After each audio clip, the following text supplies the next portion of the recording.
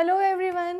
इस लेक्चर में हम पढ़ने वाले हैं एक और नया टॉपिक हमारे chapter light reflection and refraction का, जो कि है some terms related to spherical mirrors.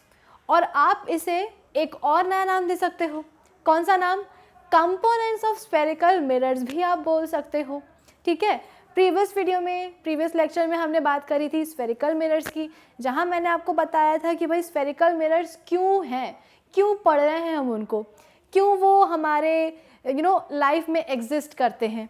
क्योंकि जो प्लेन मिरर हैं वो हर जगह हमारे रिक्वायरमेंट्स को फुलफ़िल नहीं कर सकते हैं, लेकिन हम कॉम्प्रोमाइज़ नहीं करेंगे। इसलिए हमने क्या किया, हमने एक हॉलो ग्लास के स्फीयर से दो तरह के मिरर्स बनवा दिए।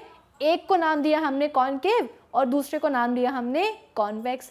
अब ये दो जो मिरर्स हैं ना, इनके बारे में हम और थोड़ी चीज़ें पढ़ेंगे आज।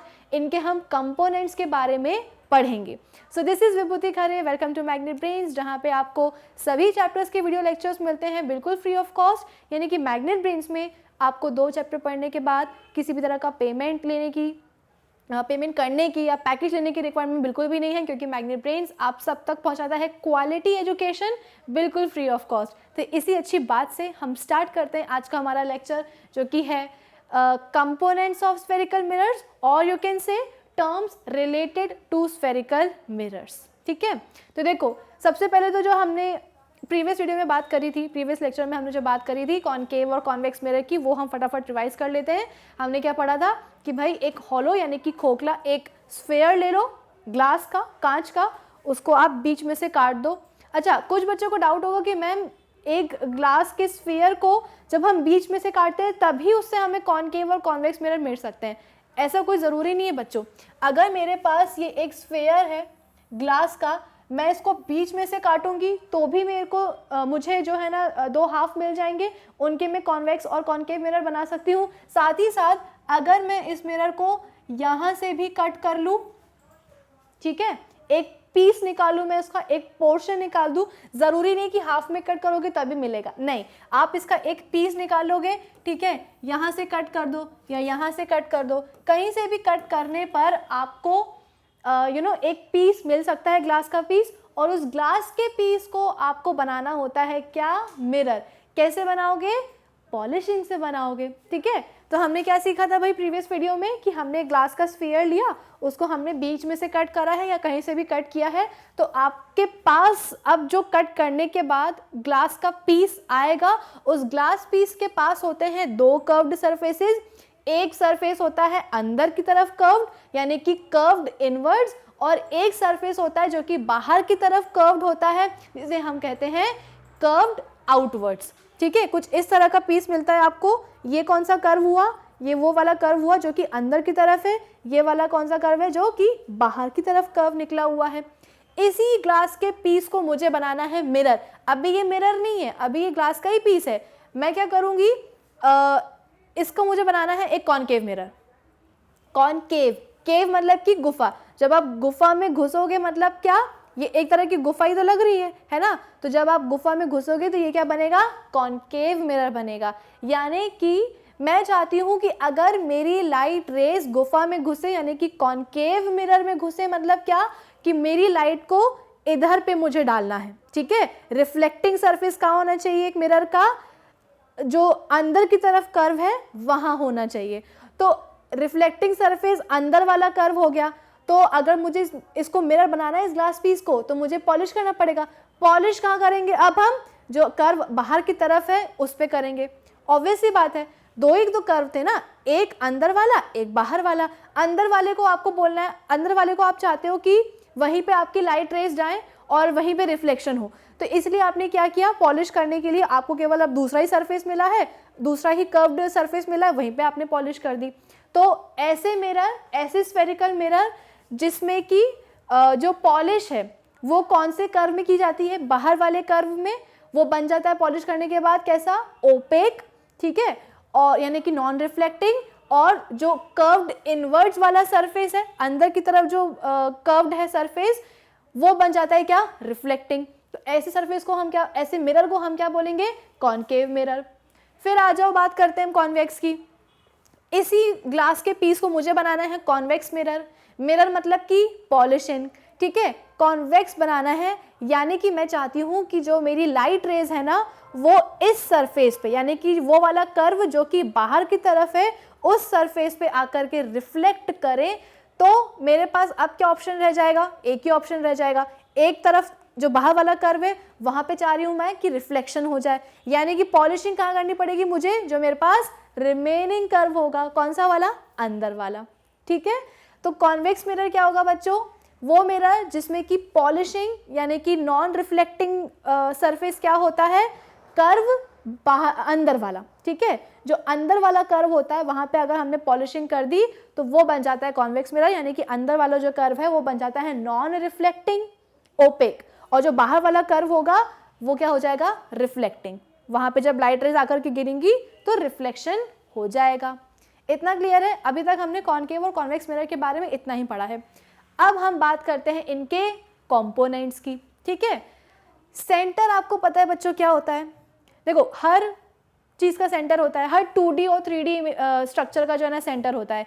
एक सर्कल ले लो, है ना, इधर पे देख लो, एक सर्कल ले लो, ये ले लिया हमने सर्कल, इसका भी क्या होगा, एक सेंटर होगा, बिल्कुल होगा।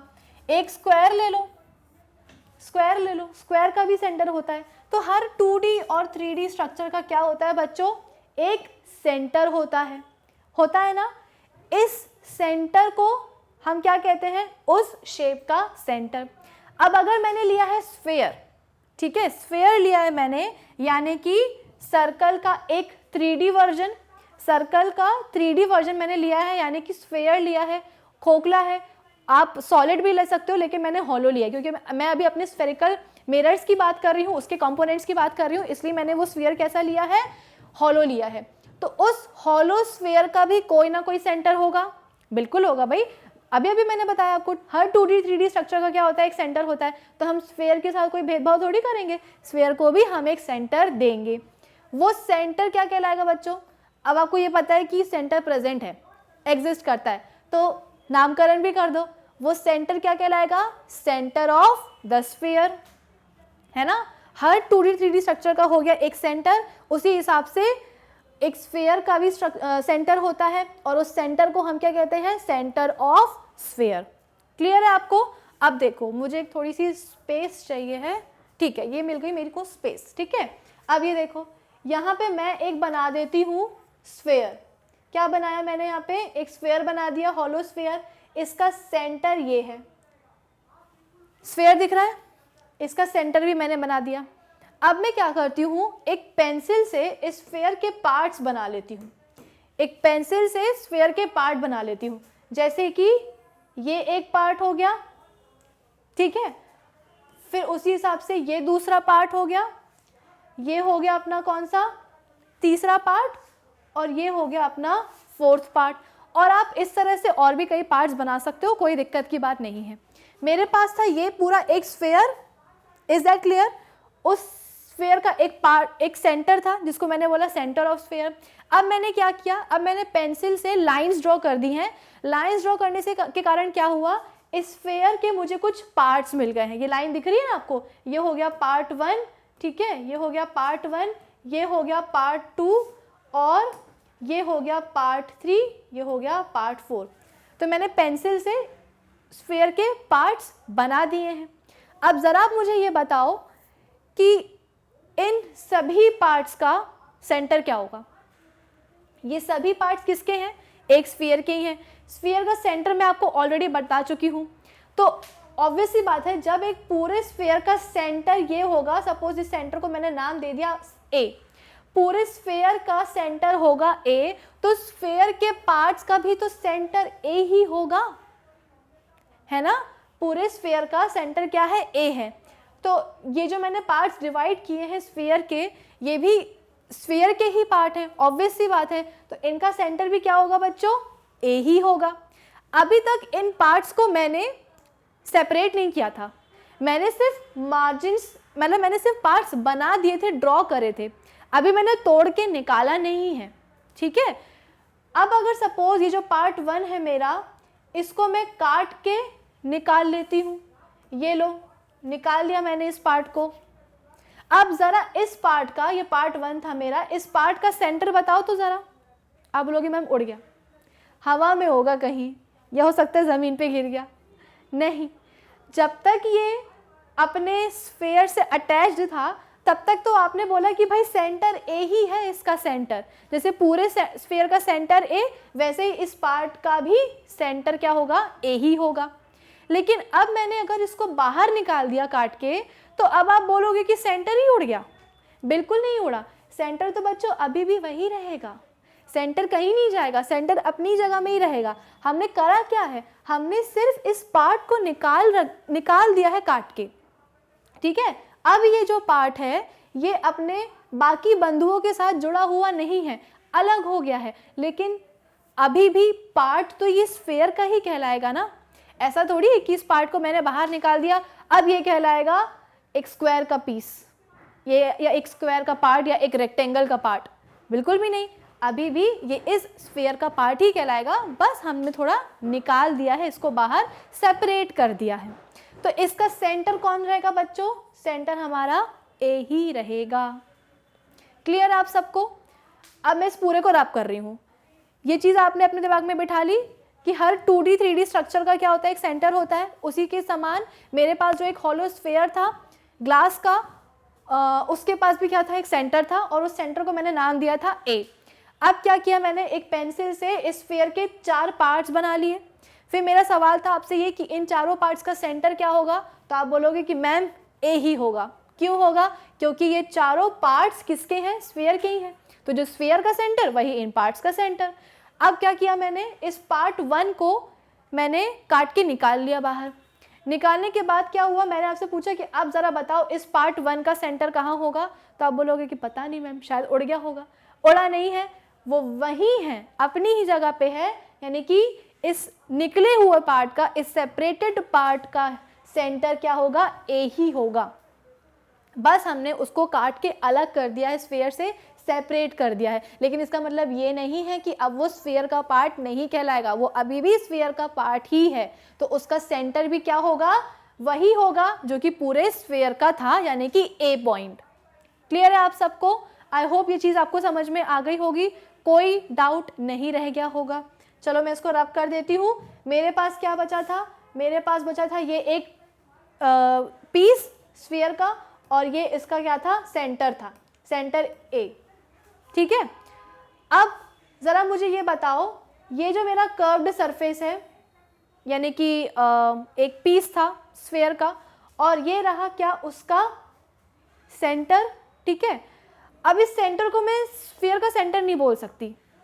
पूछो क्यों, क्योंकि अब मेरा स्फीयर तो रहा ही नहीं, मैंने तो एक पार्ट को बाहर निकाल लिया है। तो क्या अब वो स्फीयर कहलाएगा, नहीं कहलाएगा। यहाँ पे तो मुझे सिर्फ कर्व दिख रहा है, मुझे कर्व पता है, इसका सेंटर पता है, तो मैं इसको दूसरा नाम दे देती हूँ। वो दूसरा नाम क्या होगा, वो नाम होगा सेंटर ऑफ कर्वेचर, COC। यहाँ पे दिख रहा है क्या, ये रहा। ठीक है, ये C क्या है, और इस A को भी अब मैं C बोलूँगी। ठीक है, इस A को भी अब मैं क्या बोलूँगी, C बोलूँगी, क्योंकि जो सेंटर ऑफ कर्वेचर है उसको हम जब रे डायग्राम्स बनाते हैं ना, तो उसको हम C से डिनोट करते हैं। क्लियर है आप सबको। क्यों मैंने सेंटर ऑफ कर्वेचर नया नाम दे दिया, सेंटर ऑफ स्फीयर ही क्यों नहीं बोला, क्योंकि बेटा अब स्फीयर रहा ही नहीं, पार्ट में उससे कट कर चुकी हूँ। सेंटर तो अपनी जगह रहेगा, वो पार्ट भी, निकला हुआ पार्ट भी स्फीयर का ही पार्ट कहलाएगा, लेकिन अब स्फीयर नहीं बचा। बचा क्या है, तो एक कर्व बचा है और एक सेंटर बचा है, इसलिए मैंने उसको नाम दे दिया सेंटर ऑफ कर्वेचर। डन। एक कंपोनेंट खत्म हो गया, सेंटर ऑफ कर्वेचर। अब आ जाओ दूसरे कंपोनेंट पे। सेंटर ऑफ कर्वेचर हमने देख लिया, तो रेडियस भी देख लेते हैं। ठीक है, रेडियस ऑफ कर्वेचर क्या होता है भाई, रेडियस ऑफ कर्वेचर हम बोलते हैं कि एक सेंटर से लेकर के, ठीक है, सेंटर से लेकर के, स्फीयर के सेंटर से लेकर के इस पर्टिकुलर, देखो सर्कल का जो बाउंड्री होती है, मार्जिन होती है, उसको हम सर्कमफेरेंस बोल देते हैं। अभी हम बात कर रहे हैं स्फीयर की। ठीक है, तो स्फीयर का जो बाउंड्री होती है उसको हम सरफेस बोल सकते हैं, या उसको हम पेरीमीटर भी बोल देते हैं। हम अभी सरफेस मान के चल रहे हैं। तो मैं आपको बता रही हूँ सेकेंड कंपोनेंट के बारे में, जो कि है radius of curvature. Radius of curvature क्या होता है बच्चों, वो डिस्टेंस होता है किसके बीच का, सेंटर ऑफ कर्वेचर से लेकर के जो हमारा स्फीयर है उसके सरफेस पे किसी भी पॉइंट तक का। फिर से बोल देती हूँ मैं, I repeat, radius of curvature क्या है बच्चों, रेडियस ऑफ कर्वेचर डिस्टेंस है किसके बीच का, सेंटर ऑफ कर्वेचर से लेकर के जो हमारे पास कर्व्ड सरफेस है उस सरफेस पे किसी भी पॉइंट तक का। इसको मैं बना के दिखा देती हूँ आपको। ये देखो मेरे पास क्या था, यहाँ पे मेरे पास था एक कर्व्ड सरफेस, ठीक है, फिर इसके बाद में उसका था क्या, यहाँ पे सेंटर ऑफ कर्वेचर। अब मैं इस कर्व्ड सरफेस पे 4 पॉइंट्स बनाती हूँ। ये बन गया मेरा पॉइंट ए, ये बन गया पॉइंट बी और ये बन गया पॉइंट सी, और 4 बनाने को बोला था तो यहाँ पे मैंने पॉइंट डी भी बना दिया। कर्व उसका सेंटर ऑफ कर्वेचर और इस पे मैंने इसके सरफेस पे मैंने बना दिए, कर्व्ड जो पोर्शन था हमारा सरफेस था उसकी सरफेस पे मैंने बना दिए 4 पॉइंट्स। अब इन सभी पॉइंट्स का जो डिस्टेंस होगा ना सेंटर ऑफ कर्वेचर से, वो क्या कहलाएगा, इसका रेडियस ऑफ कर्वेचर कहलाएगा, ठीक है। रेडियस ऑफ स्फीयर नहीं बोलेंगे बच्चों, क्योंकि स्फीयर नहीं रहा, अब कर्व है, इसलिए रेडियस ऑफ कर्वेचर। यानी कि रेडियस ऑफ कर्वेचर क्या है, वो डिस्टेंस है सेंटर ऑफ कर्वेचर से लेकर के किसी भी पॉइंट का on the surface of the sphere का पार्ट। ये स्फीयर का पार्ट ही तो है कर्व्ड सरफेस। क्लियर है इसको। अब इसको हम रिप्रेजेंट किससे करते हैं भाई, आर से करते हैं, ठीक है।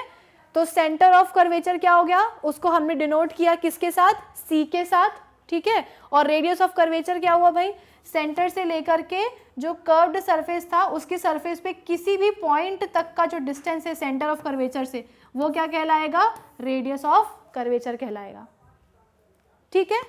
अब इसके बाद में थर्ड कंपोनेंट, पहला कौन सा हुआ, सेंटर ऑफ कर्वेचर, दूसरा रेडियस ऑफ कर्वेचर, तीसरा हम पढ़ लेते हैं अपर्चर।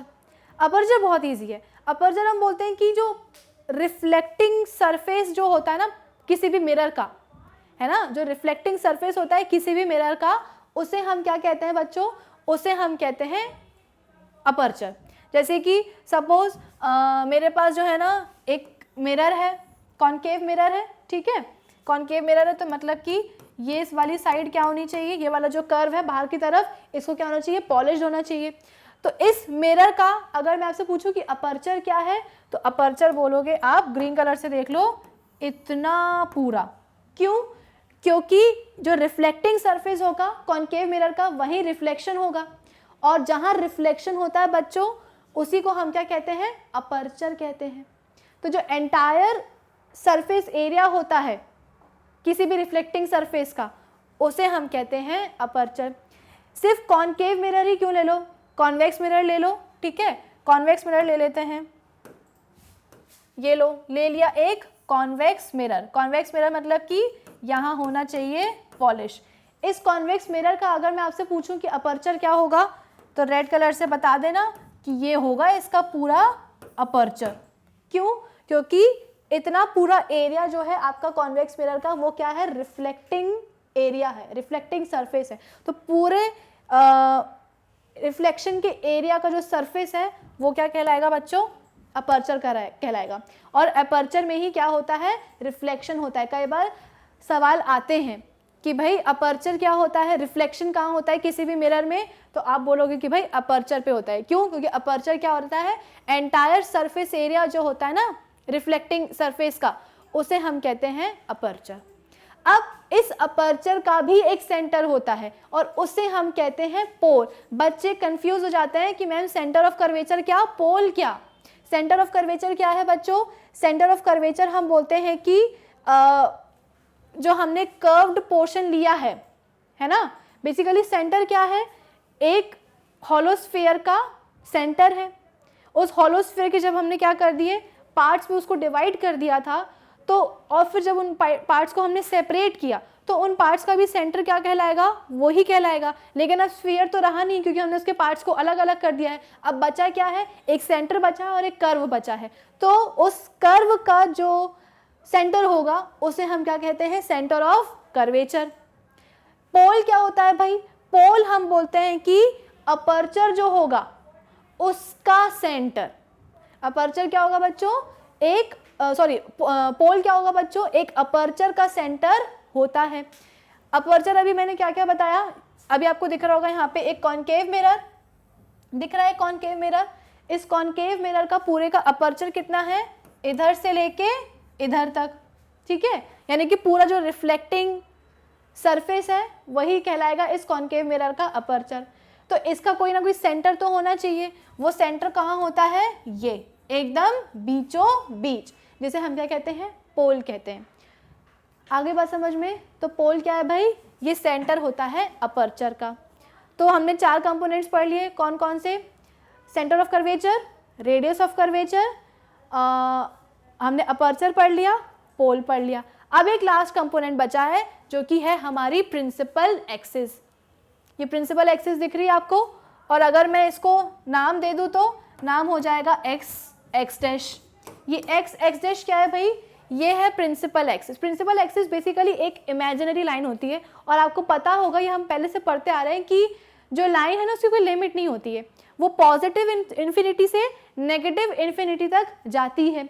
तो भाई प्रिंसिपल एक्सिस क्या है, एक इमेजिनरी लाइन है जो कि सेंटर ऑफ कर्वेचर को ज्वाइन करती है, किसके साथ, मिरर के पोल के साथ। अब आप बोलोगे कि मैम सेंटर ऑफ कर्वेचर से लेकर के पोल तक का जो डिस्टेंस है वो तो रेडियस ऑफ कर्वेचर भी है, तो फिर प्रिंसिपल एक्सिस अलग से नाम देने की क्या जरूरत पड़ गई, इसको आप रेडियस ऑफ कर्वेचर ही बोल देते ना।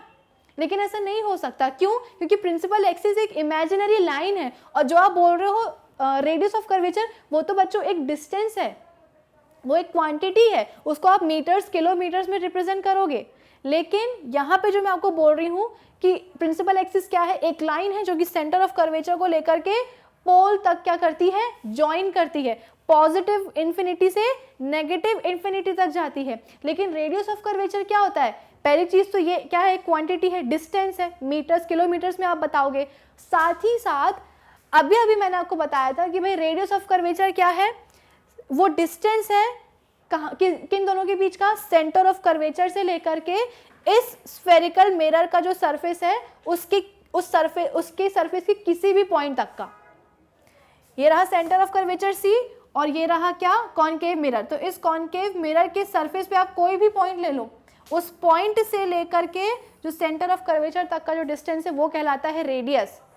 तो यहाँ पे तो आपको दिख रहा है कि C से लेकर के P तक क्या है, रेडियस ऑफ कर्वेचर आ रहा है, लेकिन रेडियस ऑफ कर्वेचर तो पॉइंट A से लेकर के सेंटर ऑफ कर्वेचर तक का भी डिस्टेंस है।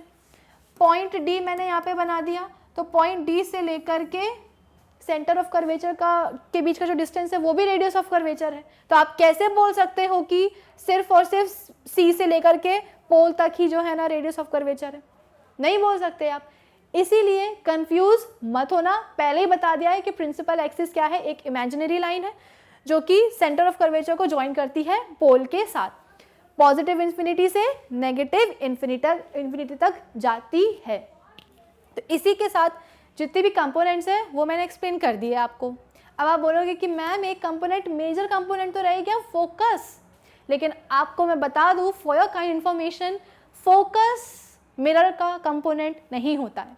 ये मैंने आपको इंट्रोडक्टरी वीडियो में भी बताया था कि क्या फोकस को मैं मिरर का कंपोनेंट बोलूँगी तो आपका जवाब होना चाहिए बिल्कुल भी नहीं। फोकस हमेशा ऑब्टेन किया जाता है, आप रैंडमली कहीं भी फोकस नहीं बना सकते हो। आपको जब आप कॉनकेव और कॉन्वेक्स मिरर में जब इमेजेस बनाना सीखोगे कि किस तरह से इंसिडेंट रेज आती हैं, ठीक है, कैसे वो जो है ना रिफ्लेक्ट हो जाती हैं, ये आप तब पढ़ोगे, ठीक है। एग्जैक्टली मैं आपको बता देती हूँ कि नेक्स्ट वीडियो में हम फोकस निकालना ही सीख जाएंगे। मैंने आपको बताया कि फोकस ऑब्टेन किया जाता है, तो कैसे किया जाता है ये हम सीखेंगे नेक्स्ट वीडियो में। आप अब हमेशा याद रखना कि जो फोकस है ना वो मिरर का कंपोनेंट नहीं होता है। जितने भी मिरर के कंपोनेंट्स हैं वो मैंने आपको एक्सप्लेन कर दिए हैं। अब जल्दी से हम कर लेते हैं रिवाइज, ठीक है, जो भी अभी तक हमने पढ़ा है। क्या क्या पढ़ा है भाई? सबसे पहले हमने स्टार्ट किया था सेंटर ऑफ कर्वेचर से। क्या होता है? The centre of curvature of a spherical mirror is the centre of the hollow sphere of glass of which the spherical mirror is a part। Centre of curvature क्या है? ये जो हॉलोस्फीयर होता है ग्लास का, उसका सेंटर होता है, जिसका कि आपका स्फेरिकल मिरर क्या है? एक पार्ट है। The centre of curvature is usually represented by C, C से डिनोट किया जाता है। Reflecting surface of concave mirror is towards C and the reflecting surface of convex mirror is on opposite side of C. In other words, the center of curvature of concave mirror lies in front of mirror और convex mirror में इसका opposite हो जाता है। ये आप समझ सकते हैं इस डायग्राम से। ये क्या है मेरे पास? ये है एक concave mirror और ये क्या है? एक convex mirror है, ठीक है। concave mirror में देखो center of curvature कहाँ आ रहा है? रिफ्लेक्टिंग सरफेस जो है उसका, वो उसकी तरफ आ रहा है। वहीं आप कॉन्वेक्स मिरर में देख लो, कॉन्वेक्स मिरर में रिफ्लेक्टिंग सरफेस कौन सा है? ये वाला है। और सेंटर ऑफ कर्वेचर देखो कहाँ आ रहा है? मिरर के पीछे आ रहा है। तो कॉन्केव मिरर में बच्चों सेंटर ऑफ कर्वेचर कहाँ आता है? मिरर के सामने आएगा। और कॉन्वेक्स मिरर में क्योंकि उसका जो रिफ्लेक्शन, जो एरिया ऑफ रिफ्लेक्शन है या जो रिफ्लेक्टिंग सरफेस है वो कहाँ है? बाहर वाला कर्व है ना, इसीलिए उसका जो सेंटर ऑफ कर्वेचर है वो मिरर के पीछे आएगा। और सिर्फ सेंटर ऑफ कर्वेचर नहीं, रेडियस ऑफ कर्वेचर भी कैसा होगा? पीछे ही होगा। तो कॉन्केव मिरर में centre of curvature and radius of curvature mirror के सामने और कॉन्वेक्स मिरर में मिरर के पीछे। इतना क्लियर है आप सबको? चलो अब नेक्स्ट पॉइंट क्या है? कर्वेचर समझ में आ गया, centre of curvature, radius of curvature क्या है? The radius of curvature of a spherical mirror is the radius of the hollow sphere of a glass of which the spherical mirror is a part. The radius of curvature is usually represented by the letter R, ठीक है। फिर इसके बाद में aperture मैंने बताया था, जो एंटायर सरफेस एरिया होता है रिफ्लेक्शन का, उसे हम कहते हैं अपर्चर। और उस अपर्चर का जो सेंटर होगा उसे हम कहेंगे पोल। पोल को हम डिनोट करते हैं लेटर पी के साथ। फिर इसके बाद में प्रिंसिपल एक्सिस, जो कि इमेजिनरी लाइन होती है, जो कि सेंटर ऑफ कर्वेचर को ज्वाइन करती है किसके साथ? पोल के साथ। क्लियर है आप सबको? आई होप अब आपको कोई डाउट नहीं होगा कंपोनेंट्स ऑफ मिरर्स में, स्फेरिकल मिरर्स में। अब नेक्स्ट वीडियो में हम बात करेंगे बच्चों फोकस की, ठीक है। फोकस को कैसे ऑब्टेन किया जाता है, उसको हम प्रिंसिपल फोकस भी कहते हैं फोकस को। ये सब हम सीखेंगे नेक्स्ट वीडियो में। इस वीडियो के लिए इतना ही। अब आपको क्या करना है? विजिट करना है हमारी ऑफिशियल वेबसाइट magnetbrains.com, जहाँ पे आपको सभी चैप्टर्स के वीडियो लेक्चर्स मिलेंगे एक प्लेलिस्ट में, साथ ही साथ सभी टॉपिक के वहाँ पे आपको नोट्स भी प्रोवाइड किए जाएंगे। So do visit our official website magnetbrains.com. Till then, keep learning with Magnet Brains. Thank you for watching.